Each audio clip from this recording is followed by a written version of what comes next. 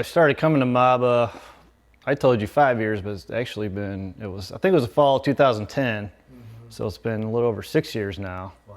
Which, yeah, so time flies. Actually, I didn't know much about Buddhism before that. You know, I considered myself, and I still do, just a spiritual type person, but I was taking yoga classes that summer in 2010, and we did, you know, we did some meditation at the end of it, and then people were talking about, you know, different books and authors and things, and so I think from there I found a book from a Buddhist monk who was, I can't think of his name, Ricard, or he was French. But anyway, so I read it and I was like, oh, this, you know, it's really interesting. And from there I just, you know, found some other books and online sources, and I found MABA on the website and came here and listened to Introduction to Beginners classes, which we have every Sunday pretty much. At that time, Don Shushu was talking. Now we have a video for that, but sometimes we'll answer questions, that kind of thing. But now the video kind of gives a big, broad overview. Sure. But for a while there, like I would give a talk, and then Ryan or Don or Caddy. So the good thing about it was each one of us would talk. It was quite different. Yeah.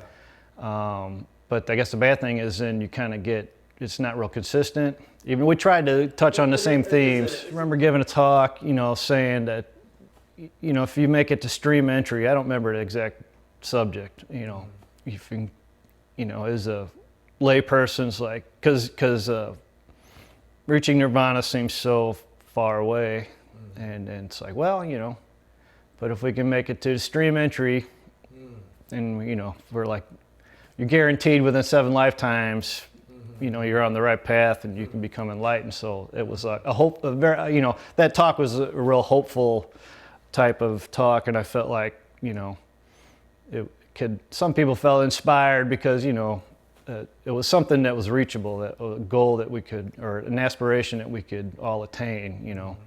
And so that was one of them.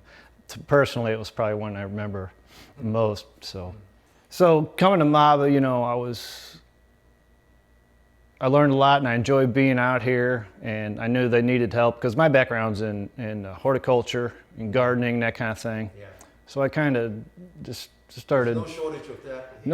No shortage of that. There's plenty of land and lots of people to feed and that kind of thing. So, so I kind of messed around with that, and then they were building this at the time. Now, this is the monk house. Right. This is essentially the male dormitory. Yes, the male dormitory. And so when I first started coming here, they were working on this, and I have no construction background, that kind of thing. But so the project for the Blue Lotus House, Master said, and you know, he asked if I could help out. And at first I didn't know how I was going to do that with my work schedule. And I was like, but you know, Master, I have no construction experience, and neither did several of us that helped out. But in his mind, which was very generous of him, was the idea was, well, you can learn a new skill. And I'm like, you're willing to do that, you know, because you need a lot of supervision, can't really, you know, it's going to be slow with, you know, it's going to be this learning process. And he was cool with that, and which I thought was great.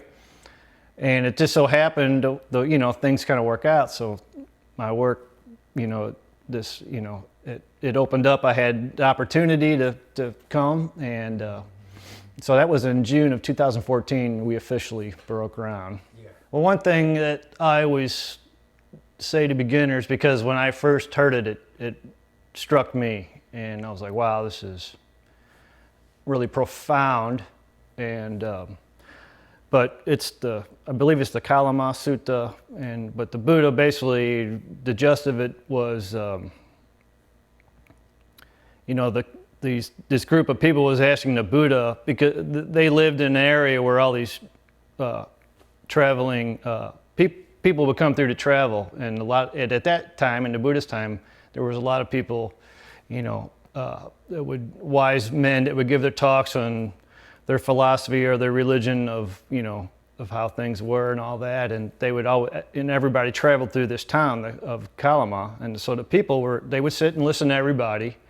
But, there was differing views. And so when the Buddha came, and they have already heard of the Buddha at this time, he was getting pretty popular. And they asked him, and he gave his talk. And they're like, they told him, all these people come through, and who are we supposed to believe? And the Buddha said, don't believe anybody. Don't believe me, don't believe, it's all about your own experience. So his message to me was, so take what I say, and you don't have to take it all, but maybe try, a little bit, maybe try a little meditation and see if doesn't improve, you can incorporate it in your life, see if there's an improvement. And then if you find that to be true, then maybe, take the next step. Maybe there's some other things that I've taught or said that maybe you can, experience that and see if that is an improvement. And so you kind of just stair step up. And so I found that to be the case in Buddhism, where I don't have to take something on blind faith. I can have my own experience with it, and it resonates with me, and it to be true in your own heart. So, and you can go forward from that. So that's that's the core of my Buddhist experience, and that's why I try to tell it to other people, because like my background in Christianity, you can have that thing, but the way it's taught in the churches, and I don't mean to disparage Christianity at all, but a lot of it, they want you. It's kind of a blind faith kind of thing, and for my personality, I always find it challenging to have that all the time, So the experiential thing is better. I'm a lot more calm than I used to be, and I'm not so, like when things happen in life, good or bad, I keep more of an even keel. I used to get real frustrated with things or get too high with things, and so I'm trying to, these things are because just the realization that things are constantly changing, impermanences, and so things are going to go like, and this so you just kind of ride along, and not get too high and not get too low, instead of doing this roller coaster thing, So yeah, that's a big thing in Buddhism. Like when I talk to non-Buddhists, if you will, about like non-attachment, and it sounds, and even to me at first it sounded real cold, unfeeling, like non-attachment, but that's not what it is at all. It's more, like an observing and witnessing what's happening, basically for now. Since since June of 2014, so over 2 years now. This is like my second home, and because when I come here, people don't know, but I'm typically here 3 days a week. It's my normal, and but sometimes it's it's longer, and but when I come here, I stay here. I don't, because I live an hour away, so I come here and stay for those 3 or 4 days, and so it's been a very beneficial thing to come out here and practice and just kind of meditate and be calm, and the surroundings out here very peaceful too, so it's been very beneficial to myself. So when I go back home or out in the world, it's I have that. It's just been I have that calm and that observation type attitude, and it's been very beneficial for me. So and one thing I also hold very dear, which is another message from the Buddha, is we get so wrapped up in our opinions about, like, I am this kind of person, I like this and I don't like that, and I believe this and I don't believe that. So we grab onto these opinions really firmly, like this is who I am. Yeah. And the Buddha's like, well, no, you're not, that's not who you are. You're beyond all that, you're above all that. Mm-hmm. That's just your mind. Conditions. Yeah, and that's your mind. This is like your ego. This is like you. So you hold on to that very dearly. And then, like the Dalai Lama says, so the problem is when you have that, and then some new information comes along that conflicts with what this that you believe in. Even though it's very logical that you see that this new information is correct, and what you believe in might it might not be the case. There's something challenging it.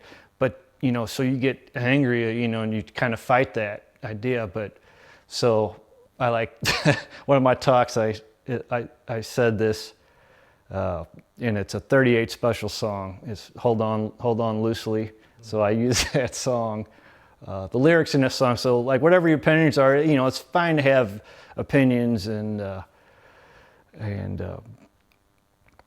but hold on to it loosely. So, and that way, then we can have a debate, and I don't get, it's not like I don't get upset. It's not a challenge. And actually we can both learn, and maybe I can look at things a little differently from a different angle. And because that's not me, it's just a viewpoint, and it's not, it's not something I have to hold dear to my heart. What I think is of as myself. So, it's interesting then to walk through life with this hold on loosely to what you think of as yourself. The change is inevitable, and other people's opinions, if they conflict with yours, doesn't mean you're wrong. It's just a different viewpoint. Just a different viewpoint. So we all have our preferences, like a friend of mine always says, and yes, but your preferences can change over time. So don't lock yourself, don't put blinders on and go through life like this. Take those blinders off and listen to other people and see where they're coming from, instead of just, cutting them off. Like, no, I don't, listen, take it all in, and, just kind of, just be loose with your preferences. And I, so from my background and talking to, so mostly my background, I talk to extended family, and my family, they're coming from a Christian ideal. Sure. And so. Which we respect. Oh, absolutely. And I say I haven't turned my back on any of that. But I think a lot of them think that, so, you view Buddha as some kind of God or deity or something, and I'm like, no, that's not it. And so what I kind of say to them is, like, to me, the Buddha and Jesus, were, they're in the same boat. They're people who got it. They got something. They got something. Mm-hmm. And they're just trying to teach us. And they're just trying, And so they're just trying to.